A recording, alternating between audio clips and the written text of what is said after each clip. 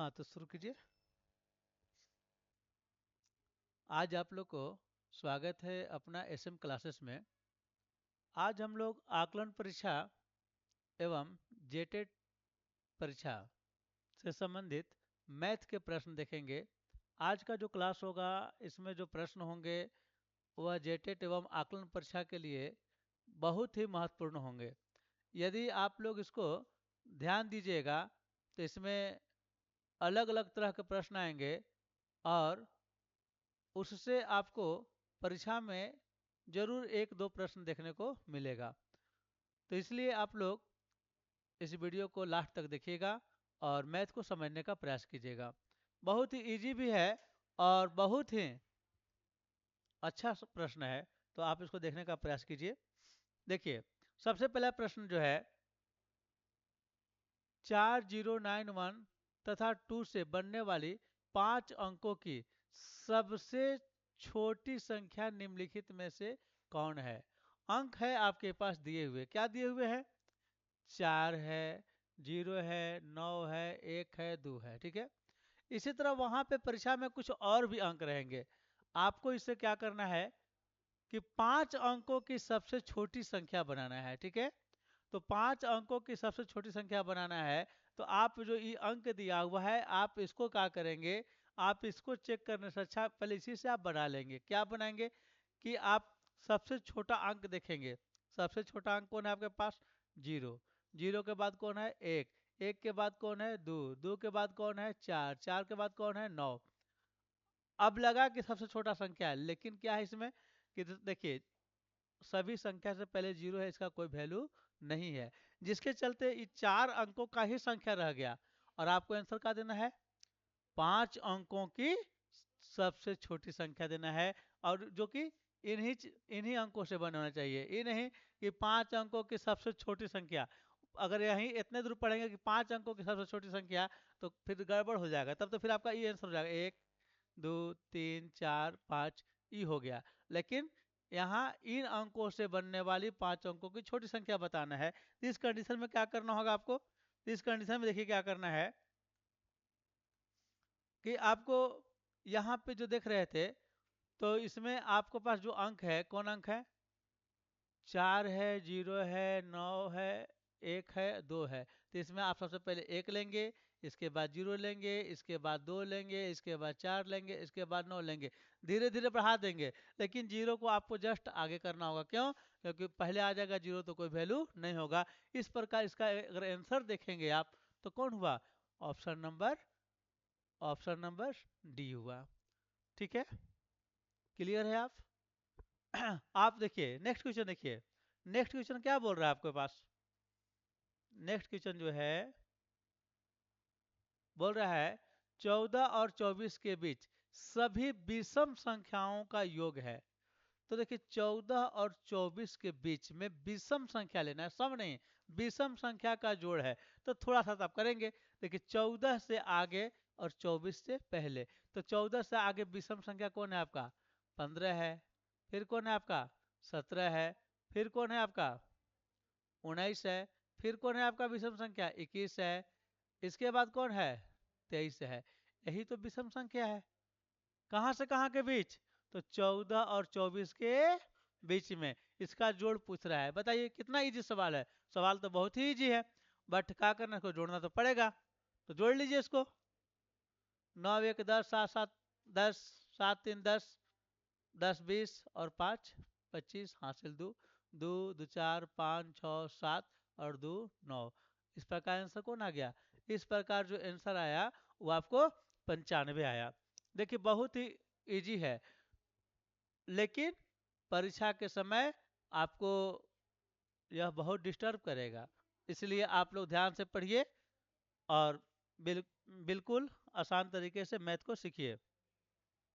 Next question जो है आपके पास, नेक्स्ट क्वेश्चन देखिए कि 5 अंकों की बड़ी से बड़ी संख्या क्या है जो 7 से पूरी तरह विभाजित हो जाए।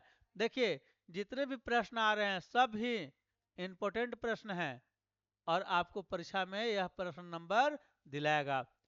आप चाहते हैं कि आकलन परीक्षा की अच्छी तरीके से तैयारी हो जाए तो आप हमारे चैनल को सब्सक्राइब कर लीजिए और आपको आकलन परीक्षा का लगभग लगभग सभी चीज को बता दिया जाएगा और यहाँ से कुछ भी प्रश्न अलग नहीं आएंगे परीक्षा में। ठीक है, अगला प्रश्न को देख लीजिए। प्रश्न क्या बोल रहा है कि 5 अंकों की सब बड़ी से बड़ी संख्या बताना है जो 7 से पूरी तरह कट जाए। तो देखिए आप इसमें क्या करेंगे, कुछ नहीं करना आपको, 7 यहाँ ले लीजिए और 5 अंकों की सबसे बड़ी संख्या ले लीजिए। सबसे बड़ी संख्या क्या होगा, 1 2 3 4 5। यह जो हो गया 5 अंकों की सबसे बड़ी संख्या है। और जब 5 अंकों की सबसे बड़ी संख्या है, कब बोला है कि 7 से विभाजित होना चाहिए, तो यह आंसर थोड़ी ना होगा। इसको क्या करेंगे, आप 7 से काट लीजिए, 7 से काटिए, 7 एकम 7, आपके पास क्या हो जाएगा, 9 में से 2 आ जाएगा, 7 जाएगा तो 2 आ जाएगा, 29 हो जाएगा। आप क्या करेंगे, 7 चौका 28, फिर आपके पास क्या आ जाएगा, 1, फिर क्या हो जाएगा, 7 दूना का 14, फिर क्या आएगा आपके पास 5, और फिर अभी देखिए 1 9 2 9 3 9 यूज हो गया, चौथा 9 उतार लेंगे। अब क्या हो जाएगा, 7 से भागा देंगे तो 7 कितना हो जाएगा 56, कितना बचेगा आपके पास 3, और फिर क्या हो जाएगा 39। तो क्या करेंगे, 7 पच्चे 35, अब क्या बचा आपके पास 4। तो अब देखिए यही मेन समस्या, यही समाधान है कि जो 4 है वो ज्यादा आ रहा, अगर इसमें से 4 हम कम कर दें तो 7 अंकों की सबसे बड़ी संख्या हो जाएगी जो 7 से विभाजित होने वाली हो जाएगी। तो आपको क्या करना है, इसमें से 4 कम कर लेना है। तो क्या बनेगा आपके पास, ये हो जाएगा 5 और 9 9 9 9, यानी क्या हो गया, देख लीजिए कहाँ है उसका ऑप्शन, 9 9 9 9 4, लेकिन 4 नहीं, क्या चाहिए आपको 5, तो 9 9 9 9 5, यही आपका हो गया 7 अंकों की सबसे बड़ी संख्या जो, सॉरी, 5 अंकों की सबसे बड़ी संख्या जो 7 से विभाजित होगी। इससे बड़ी संख्या अगर हम 96 97 ले लेंगे तो उससे विभाजित नहीं होगी, आपको लास्ट में 95 पर ही क्लोज करना होगा। क्यों, क्योंकि इसमें 4 एक्स्ट्रा हो रहा था, उसमें से 4 क्या कर दिए हम लोग, माइनस। यही आपको मेन चीज समझना है। अब देखिए अगला जो प्रश्न है, यह प्रश्न बहुत ही इंपॉर्टेंट है। अगर आप जेटेट की परीक्षा तैयारी कर रहे हो, सीटेट की कर रहे हो, आकलन के लिए कर रहे हो, वहां पे इससे प्रश्न आएंगे ही आएंगे। तो आप देख लीजिए एक बार, क्या है, कमला अपने विद्यालय प्रातः 9:50 पर पहुंचती है और शाम 2:40 पर वहां से चलती है। उसको विद्यालय में कितना समय रहना पड़ा। अब आप देखिए कमला क्या करती है कि दो, कमला करती क्या है, कमला जो है वो क्या करती है कि 2:40 तक विद्यालय में रहती है और 9 बजे से क्या करते हो, 9:50 में विद्यालय जाती है। तो अगर आपसे कोई पूछता कि कमला 9 बजे विद्यालय से गई, 12 बजे तक रही, तो कितना घंटा समय, तो आप तुरंत बोलते कि 10 11 12, और 3 घंटा रही है। तो क्या किए आप कि 12 से 9 को माइनस किए। उसी प्रकार से कमला यहाँ 9:50 मैंने 9:50 में कहा कि घर से निकली, 2:40 तक घर पर रही, तो कितना समय रही। तो आप इसको क्या कर लेंगे, बहुत ही इजी तरीके से बनाएंगे। कैसे करेंगे, आप जान लीजिए कि 12 के बाद 1 2, यानी कि अगर आप रेलवे टाइम में चलेंगे तो समझिए कि कमला कितना बजे घर वापस लौटी, तो 12 के बाद 13 14, यानी कि 14, इसको कर लीजिए 14:40। कैसे हुआ, तो 12 हुआ, 12 के बाद 13 लेंगे, 14 लेंगे, ठीक है। और चली कितना बजे थी घर से, तो 9:50 में। अब आप इसको माइनस कर दीजिए, अब इसको खाली क्या कर दीजिए, आप माइनस कर दीजिए, आपका आंसर हो जाएगा। अब माइनस कैसे करना है, इस बात को थोड़ा ध्यान रखना है आपको कि माइनस कैसे करना है। देखिए 40 में से 50 माइनस होगा, नहीं होगा। आप देखिए घंटा में है और ये मिनट में है, क्या है, क्या देख रहे हैं आप, देखिए ये घंटा में है और ये मिनट में। अब 40 से 50 नहीं घटेगा, तो यहाँ से हासिल लेंगे। पर हासिल कितना लेंगे? तो घंटा, 1 घंटा लेंगे। 1 घंटा माने कि 60 मिनट हासिल लेंगे। यानी कि मेरे पास अब कितना हो गया? 60 और 40, 100। 100 में से कितना घटाना है आपके पास? 50। तो 50 मिनट हो गया। ठीक है। अब यहाँ देखिए कितना हो गया मेरे पास टाइम? 14 था, तो अब कितना हो गया? 13। अब 13 में से 9 गया तो कितना हुआ? 4। यानी कि 4 घंटा 50 मिनट वह विद्यालय में रही। कहीं ऑप्शन में है तो लिखेगा कि हाँ यहाँ ऑप्शन में है। इस प्रकार से इसका आंसर कौन हो गया? Option number A. तो यह सब बहुत ही इंपॉर्टेंट प्रश्न है। आप इसको देखिए, समझने का प्रयास कीजिए। अगर कहीं कोई दिक्कत आता है तो एक बार फिर से देख लीजिए इसको, लेकिन जरूर देखिए, आपको इस तरह से प्रश्न परीक्षा में आएगा। आएगा नहीं आएगा, मीन्स आएगा, इसलिए आपको इसको देखना है। ठीक है। नेक्स्ट क्वेश्चन देखिए। नेक्स्ट क्वेश्चन क्या है मेरे पास? नेक्स्ट क्वेश्चन है, बस इसमें भी वही चीज है कि एक दिन सूर्य प्रातः 6:12 पर उदय हुआ और शाम को 5:18 पर छिप गया। उस दिन की अवधि कितनी थी? अब आप देखिए, इसको क्या करिएगा कि सूरज उगा 6:12 में और 5:18 में क्या हो गया? सूरज डूब भी गया। तो कितना मिनट, मतलब कितना घंटा कहे या कितना समय उस दिन का हुआ? दिन रहा। ठीक है। तो आप क्या करेंगे फिर? अभी माइनस करना है। सूरज डूबा कब? तो 5:18 में। उगा था कब? तो 6:12 में। लेकिन देखिए जो 5:18 है उसको आप पहले रेलवे टाइम में कन्वर्ट कर लेंगे। कैसे कर लेंगे? क्या कि सुबह 6 से 12 हुआ, 12 के बाद 1 2 3 4 5 हुआ, तब ना शाम आया। तो 12 के बाद इसको मैं जोड़ देंगे, यानी कि 12 और 5 कितना हो जाएगा? ये सूर्य उदय कितना बजे हुआ, सूर्य डूबा कितना बजे? तो 12 बज के नहीं, 12 और 5 दोनों को जोड़ देंगे, यानी कितना बजे सूरज डूबा? तो सूरज जो डूबा वो डूबा 17:18 में। 17:18 में क्यों डूबा? क्यों डूबा? क्योंकि देखिए, 5:18 बताया, तो इसको क्या कर लेंगे? 12 और 5, 17:18 में। ठीक है। तो ये हो गया 17:18। और अब यहाँ घटा देना है कितना आपको? 6 बज के, देखिए 5:18 पर छिप गया था ना, तो ये हो गया 17:18 पर छिप गया था। और होगा कितना था? 6:12। एकदम सिंपल हो गया। 18 में से 2 घटा देंगे, मैंने 8 में से 2 घटा देंगे, कितना हो जाएगा? 6। अब यहाँ घटा देंगे तो कितना हो जाएगा? 0। अब यहाँ 7 में 6 घटाएंगे कितना हो जाएगा? 1। यहाँ कितना हो जाएगा? 1। यानी कितना हो गया? 11। 11 घंटे ना, 11 घंटे और कितना मिनट? तो 11 घंटे 6 मिनट। ठीक है। 11 घंटा कितना मिनट हुआ? 6 मिनट। कहीं है आंसर? आप इसमें देख लीजिए, 11 घंटा 6 मिनट। इस प्रकार से ये इसका आंसर क्या हो गया? सही हो गया। ठीक है।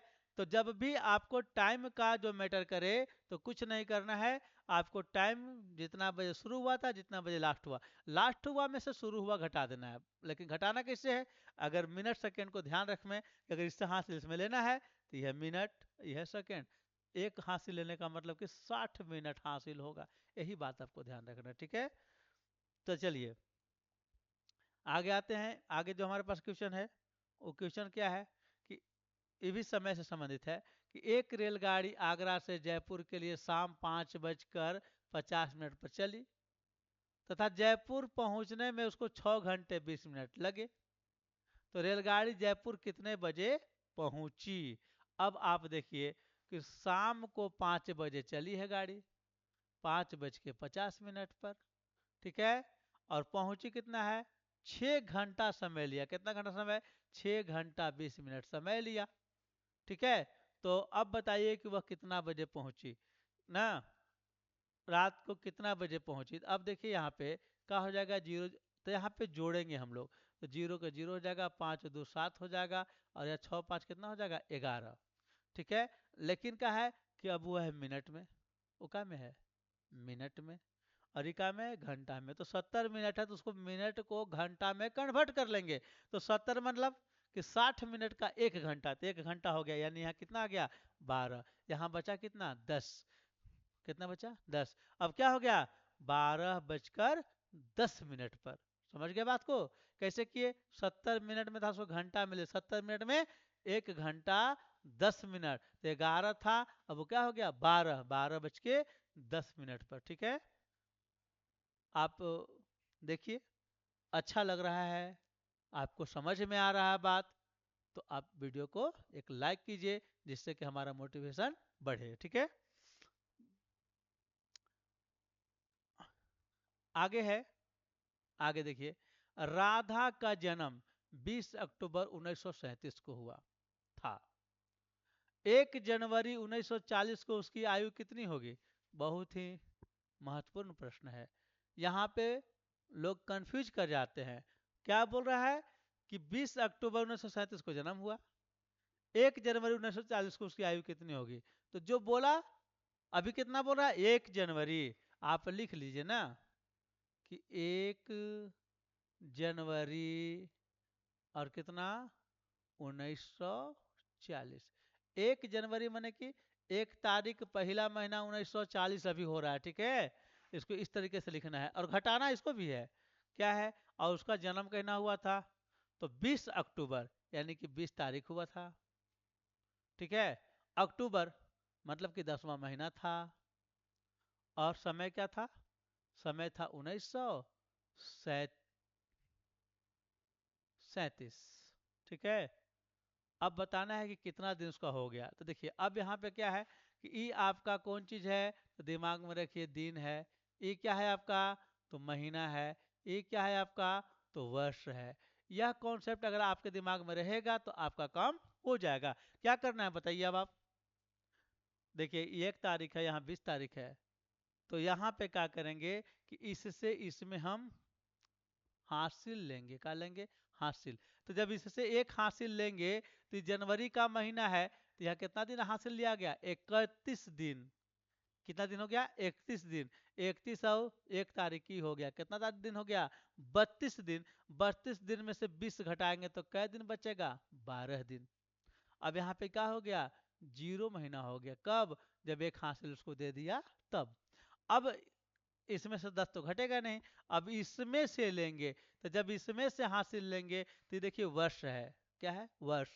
और जब वर्ष से महीना बनाएंगे तो 1 वर्ष बराबर 12 महीना, इसलिए इससे जब हासिल लेंगे तो यहाँ पे महीना हमारा हो जाएगा 12। अब 12 में से 10 घटाएंगे तो क्या बचेगा? 2 महीना। ठीक है, और अब बताइए एक हासिल ही दे दिया, कितना बचा अभी? 38, सॉरी 39। 39 में से 37 घटाएंगे तो कितना हुआ? 2। मतलब कि अब हम कह सकते हैं कि उसका उम्र कितना हुआ, कितना वर्ष हो गया? तो 2 साल 2 महीना 12 दिन हुआ उसका उम्र। अब इसको हम ऑप्शन में खोजेंगे, किधर है हमारे पास? 2 वर्ष 2 माह 12 दिन, देखिए 2 वर्ष 2 माह 22 दिन, कंफ्यूजन के लिए दिया हुआ है। तो आंसर कौन हुआ आपको? 2 वर्ष 2 माह 12 दिन। ठीक है, अगर आपको लग रहा है तो अभी तुरंत वीडियो को लाइक कीजिए कि हाँ हमको समझ में आ रहा है। आप कमेंट में भी लिख के बताइए अगर किस तरह कोई प्रॉब्लम भी हो रहा तो। क्या है कि आप फिर बाद में भूल जाएंगे कि हमको वीडियो को लाइक भी करना था। अगर आप लाइक करेंगे तो कुछ नहीं, हमारा मोटिवेशन बढ़ेगा और हम समझेंगे कि आप हमारे पढ़ाए हुए तरीका को क्या कर रहे हैं, पसंद कर रहे हैं। ठीक है, अब नेक्स्ट क्वेश्चन देखिए,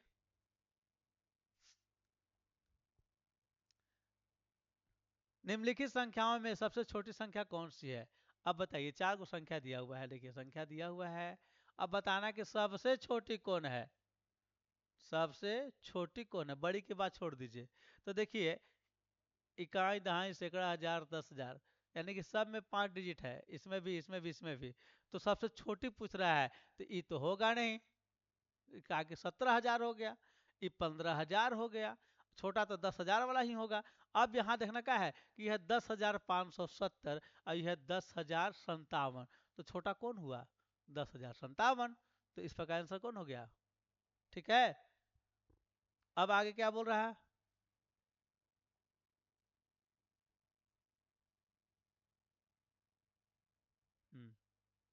देखिए अगला सवाल क्या बोल रहा है कि निम्नलिखित संख्याओं में सबसे बड़ी संख्या कौन सी है, सबसे अब बड़ा बताना है। और यहाँ पे भी देखिए वही 5 डिजिट ही है, 5 5 5 5। तो देखिए बड़ा पूछ रहा है, तो यहाँ 98 है, यहाँ 90 है, यहाँ 98 है, यहाँ 90। तो 90 90 तो छोटा हो गया, 98 वाला में तुलना करेंगे। यहाँ 98,073 मैंने 98,073 है, यहाँ 98,703 है। तो बड़ा कौन हुआ? 98,703। ठीक है बात। नेक्स्ट क्वेश्चन देखिए, नेक्स्ट क्वेश्चन देखिए, दो अंकों की दो अंकों की सबसे छोटी अभाज्य संख्या कौन सी है? दो अंकों की सबसे छोटी और अभाज्य। तो देखिए दो अंकों की संख्या हो तो शुरू कहाँ से होता है? 10 से, ये सबसे छोटी संख्या है। और सबसे बड़ा कौन होता है दो अंकों में? तो 99। लेकिन बोला कि दो अंकों में सबसे छोटी अभाज्य, तो 10 के बाद क्या होता है? 11। 11 जो है तो अभाज्य है, तो सबसे छोटी अभाज्य संख्या कौन हुआ? 11। यहाँ पे देखिए अभाज्य की बात करें तो 17 भी अभाज्य है, 19 भी अभाज्य है, लेकिन क्या है कि दो अंकों में सबसे छोटी, यानी कि दो अंक में सबसे पहले कौन आएगा? तो दो अंक में सबसे पहले कौन आ रहा है अभाज्य के रूप में? तो वो है आपका 11। ठीक है। अब नेक्स्ट क्वेश्चन देखिए कि 72 के अभाज्य गुणनखंडों की संख्या कितनी है? 72 के अभाज्य गुणनखंडों की संख्या कितनी है? तो आप क्या करेंगे? देखिए यहाँ पे 72 ले लेंगे, 72 को तोड़ेंगे इस तरीके से। ठीक है। कैसे? 2 से तोड़ लेंगे तो कितना हो जाएगा? 36। फिर 2 से तोड़ेंगे तो कितना होगा? 18। फिर 2 से तोड़ेंगे तो कितना होगा? 9। फिर 3 से लगाएंगे तो कितना होगा? 3। क्या और लग सकता है क्या? तो नहीं। तब इसी को तो पूछ रहा है कि कै गो इसको गुणनखंड हुआ? तो 1 2 3 4 5 अभाज्य, कि मैंने उसको अब और ना हो सके। ठीक है। तो कितना हुआ? 5 गो। तो इसका सही आंसर क्या हो गया? 5 गो। ठीक है। इस प्रकार से आज का टॉपिक खत्म हुआ। अगर आपको लगे कि हमको आकलन की परीक्षा की तैयारी करना है, जेडर की परीक्षा की तैयारी करना है, तो आप अपने चैनल को जरूर सब्सक्राइब कर ले, जिससे कि आपको आने वाला वीडियो आसानी से आपके मोबाइल पर ऑटोमेटिक मोड में मिल जाए, किसी को भेजने की जरूरत न पड़े।